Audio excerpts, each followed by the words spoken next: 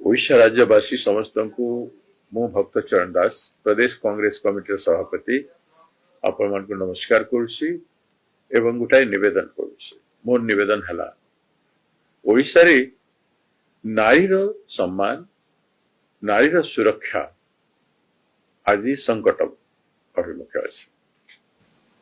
बारंबार नारी निखोज होछंती, शिशु निखोज होछंती एवं बलात्कार होछि।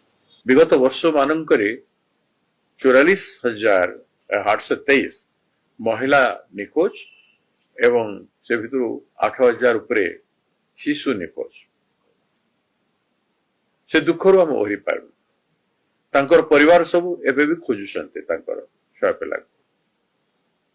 से परिवार मनकर करुण कहानी निजर आत्मीय सज्जन को अकारण रे हरैबा law and order situation control नहीं प्रशासनिक नियंत्रण नहीं बोली से माने आज होइछन।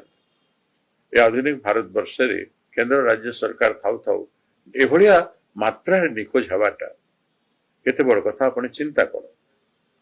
एवं ए सरकार समय 8 मास भितरे 1600 महिला उपरे दुष्कर्म होइछि, निर्यातना होइछि एवं 54टी बलात्कार होइछि। ए गोटे मास भितरे किछि नहेले 10-12टी एभलिया केस आसिला।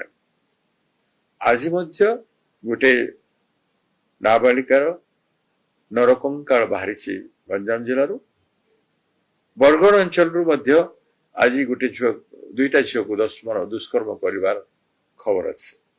कांग्रेस पार्टी परिशेष कौन से कम विधानसभा कमिटी हो सर्वदलीय कमिटी से माने कमिटी अध्ययन कर सब समस्या को एवं सरकार को गोटे सजेशन कर प्रकार मेजर सिना जो सोसाइटी रे सब जिनिस पतन हम आम चाहूँ गोटे लॉजिकल एंड पर्यंत महिला मानकर नारी निर्यातना इश्यू समाधान बाहर से किसी नहरु आम विधानसभा घेराव 27 तारीख रखीचु।